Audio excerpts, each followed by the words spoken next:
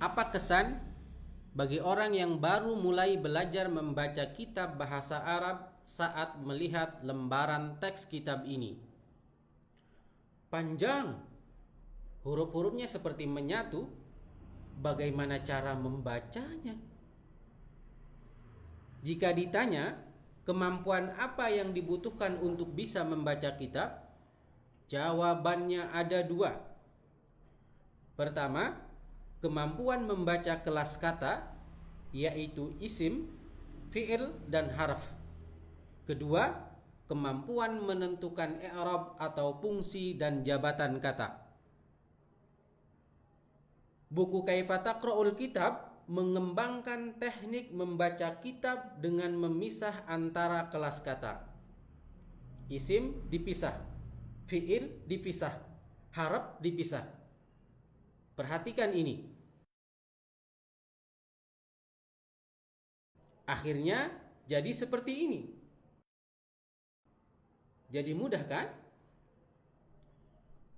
Lalu bagaimana cara membaca kata tersebut?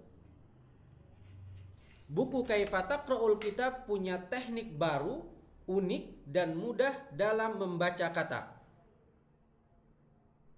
Teknik membaca kata berdasarkan wazn. Umumnya, takbir berdasarkan wazn taf'il, muslim berdasarkan wazn muf'il, iman berdasarkan wazn if'al. Jika cuma demikian, itu sudah biasa. Tunggu dulu. Betul, membaca kata berdasarkan wazn. Tetapi yang menjadi permasalahan bagaimana cara kita menautkan, menghubungkan, mengkonekkan antara wazn yang bejibun alias banyak dengan kata yang akan dibaca. Nah, buku Kaifa Taqra'ul Kitab punya cara yang unik. Caranya begini. Wazn dikelompokkan berdasarkan huruf unik dari wazn. Misalnya, contoh kelompok wazn berhuruf ta, taf'il, tafa'ul, tafa'ul. Jadi, saat kita menemukan kata seperti ini, taslim, kita perhatikan huruf uniknya.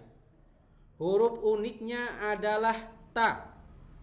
Kita hitung jumlah huruf dari kata taslim. Kata taslim jumlah hurufnya 5. Lalu kita cocokkan dengan kelompok wazn huruf ta. Wazn taf'il jumlah hurufnya 5. Wazn tafa'ul jumlah hurufnya 4. Syaddah tidak dihitung. Wazn tafa'ul jumlah hurufnya 5. Hasilnya ada 2 wazn yang jumlah hurufnya sama. Ada 5, yaitu wazn taf'il dan wazn tafa'ul. Bagaimana cara memilihnya? Caranya dengan memperhatikan ada atau tidaknya huruf ini. Alif, wawu, atau ya. Pada kata taslim terdapat huruf ya sebelum huruf terakhir. Dari 2 wazn ini, taf'il dan tafa'ul, yang terdapat huruf ya dan terletak sebelum huruf terakhir adalah taf'il. Simpulannya, kata taslim dibaca taslim berdasarkan wazn taf'il. Lalu, bagaimana cara buku Kaifa Taqra'ul Kitab mengembangkan teknik baru dan unik dalam menentukan i'rab atau fungsi dan jabatan kata? Perhatikan teks ini.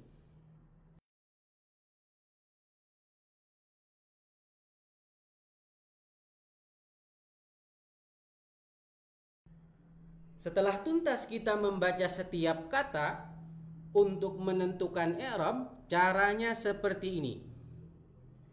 Memisah isim dari fi'il atau harf. Fi'il dan harf kita sebut dengan penyela. Sebab fi'il dan harf yang menyela atau memisah isim. Caranya seperti ini. Wa harful ataf, inda zaraf. Wa harful ataf, ila harful jar. Wa harful ataf, ila harful jar. Wa harful ataf.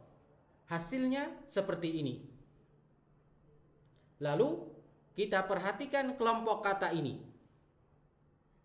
Pola seperti ini, isim pertama tidak diawali al, sedangkan isim terakhir diawali al adalah pola al-idhofah atau al-mudhaf dan al-mudhaf ilaih. Berarti kata al-wajhi memiliki penanda i'rab jar atau kasrah, sedangkan kata ghasli berpenanda i'rab jar atau kasrah sebab terletak setelah zarab. Jika dibaca lengkap, inda ghaslil wajhi. Contoh lain, jika pola seperti ini, seluruh isim diawali al, berarti pola al-wasf atau an-na'at wal man'ut. Berarti kata al-afdali memiliki penanda i'rab jar atau kasrah sebab sifat, sedangkan kata al-waqti berpenanda i'rab jar atau kasrah sebab terletak setelah harful jar. Jika dibaca secara lengkap, ilal waqtil afdali. Bagaimana? Menarik bukan? Buku Kaifa Taqra'ul Kitab mengembangkan cara baca kitab yang mudah dan unik. Buku Kaifa Taqra'ul Kitab mengajarkan cara baca kitab, bukan membacakan kitab. Beli bukunya di sini. Ikuti tutorialnya di sini.